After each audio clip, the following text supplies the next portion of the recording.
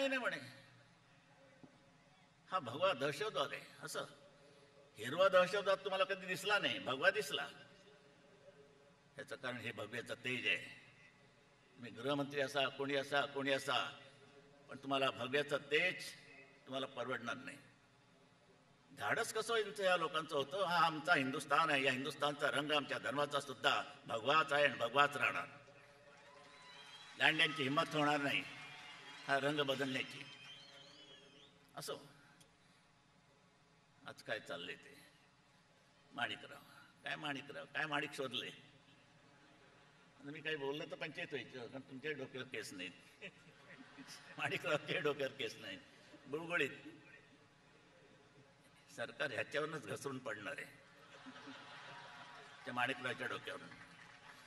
आपापसामध्ये डाव पेच चाललेले आहेत. ते मागे आम्ही केलं ना, हो करणार, यापुढे करत राहणार. माय नेम इज खान.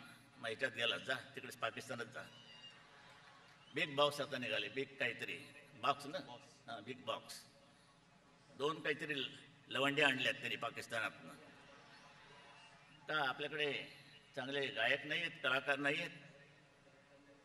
वेळेल तर मी गायला लागेन. अगदीच काय नाही तर वंदे मातरम म्हणेन, जनगण म्हणेन. कशा करता? जो पाकिस्तान तुमच्या मुळावर आलेला आहे, अजूनही त्यांचा आणता गिलगिटमध्ये भारताचा, हिंदुस्थानाचाच तो भाग. पंडित जवाहरलाल नेहरूंच्या नालायकीमुळे तो पाकिस्तानने जिंकला आहे.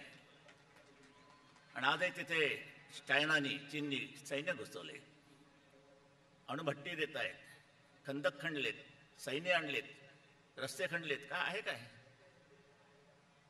कोण ही बाई? इटलीमधली.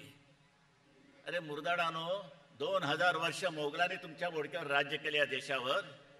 150 वर्ष ब्रिटिशांनी राज्य केलं आणि आता पुन्हा इटली राज्य करते परदेशी. काय भयंकर चालले. कुपोषणच चालली आहेत, बालकं मरतायत, पोट फुगलेली दाखवत आहेत, लुकडी हातपाय. आणि कल्पना अफाट असतात. मी वाईनबद्दल बोलणार नाही. कोण बोलतंय? शरद पवार. माझे जुने मित्र आहेत. ते काय पितात हे मला माहिती आहे, शिवांबी सोडून. धान्यापासून दारू.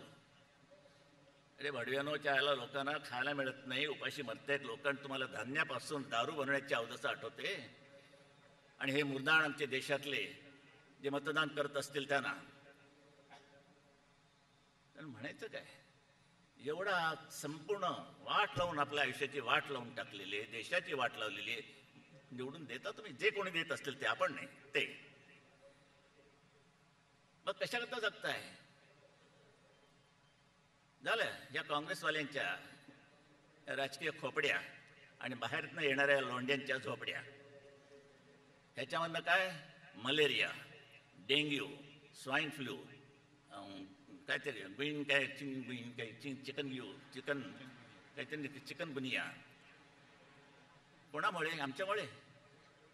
आज नशीब पाऊस छान पडला, तलाव भरलेत, पण पाणी कोण पित आहेत? जोपर्यंत या सरकारामध्ये पाणी नाही आहे तोपर्यंत तुम्हाला प्यायला सुद्धा उद्या पाणी मिळणार नाही. शिवसेनेचं सरकार आलंच, पाणी आणणारच. ते आज लिहून द्या, तुम्ही लिहून द्या, मी देतोय. पण काय झालेलं आहे? पलीकडे काही घोषणा होतात तिकडे तिकडे. ह्या राज्याचा मुख्यमंत्री मीच ठरवणार, ठरला नाही. डोंबिवली कल्याणचा महापौर आमचाच होणार. अरे आम्हाला काहीतरी ठेवा. सगळं तुम्ही घेतलं तर आमचं काय होणार? इतके वर्ष घासले ते फुकट काय?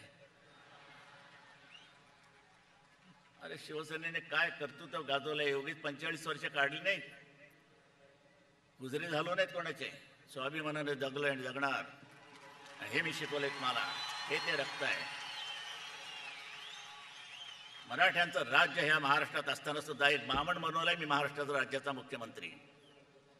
अशक्य, त्रिवार अशक्य सभापती बनवलाय. कशाला? एका गँगस्टरला मुख्यमंत्री बनवलाय, कोंबडी चोराला.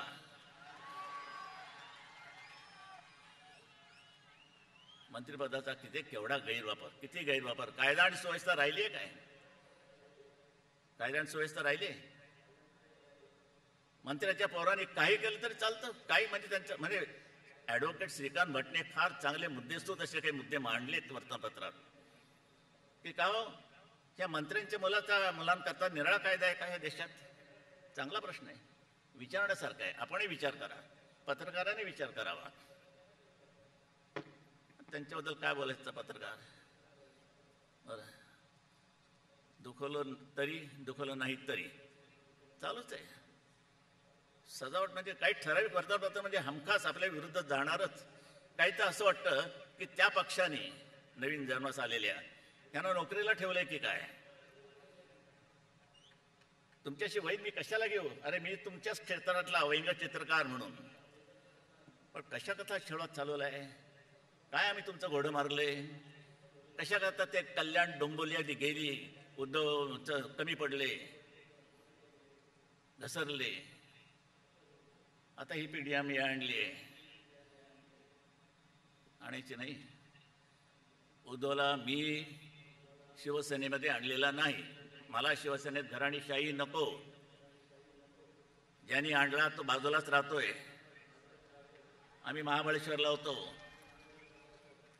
आणि मी ह्यांना सांगितलं, माझी नेहमीची प्रथा आहे की तुमची भाषणं आठवून घ्या, मला इकडे विनाकारण ठिजवत ठेवू नका. म्हणजे सगळे बोलून घेतात, आपली नरडी साफ करतात. मग मी येतो. मी यांना सांगितलं, उद्धवला सांगितलं की बाबा तुमची भाषणं आठवा. मी बंगल्यावर राहिलो होतो भोसलेच्या. म्हटलं झाली भाषणं की मला सांगाल, या निरोप पाठवा की भाषणं झालेली, तुम्ही निघाल. आणि मी गेलो होतो असा ढीक टेबलावर. म्हटलं काय झाले, कसले हार आणि तुरे? तुम्हाला माहीत नाही? म्हटलं मला माहीत नाही. म्हणतो प्रश्न विचारला ना.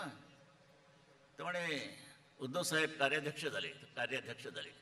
म्हटलं कोणी केले? कृष्णकुंजवाल्यांनी.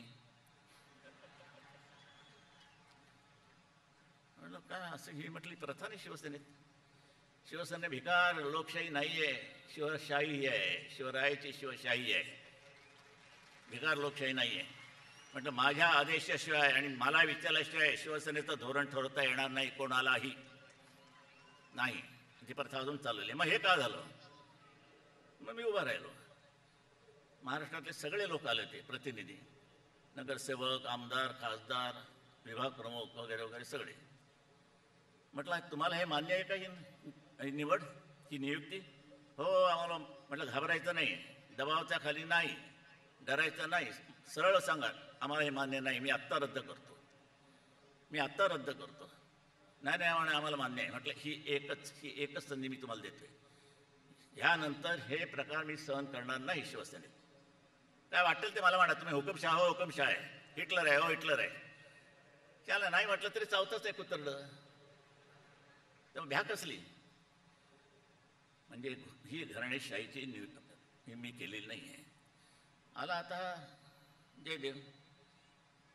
आता मी त्याला न सांगता काय रे तुला बोललो का रे हे शिवसेनेत ये बाबा, जागा खाली आहे, काही सांगितलं नाही. त्यांनी सुरुवात केली, तो येतोय आपल्या कर्तृत्वाने, तो पुढे सरकत असेल, मी अडवणार नाही. पण मी घराणेशाही म्हणून त्याला पुढे करणार नाही. पिढीचा उल्लेख कसला करताय?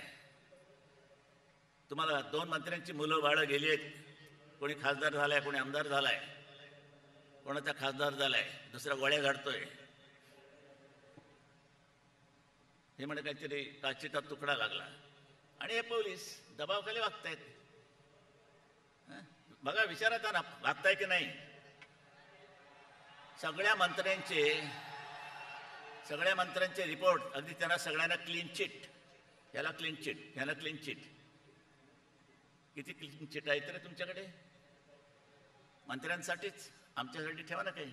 पण आम्ही गुन्हे करणार नाही, आमच्याकडे हे पाप होणार नाही, कधीच होऊ शकणार नाही, करू देणार नाही, कोणाला करू देणार नाही. मुद्दा एवढाच येतो की हे क्लीन चिटा कसल्या? काचेचा तुकडा म्हणजे लागला, बरोबर गालावरतीच. त्या मुका घराला चुंबन घ्यायला गेला होता काय काचेचा तुकडा त्या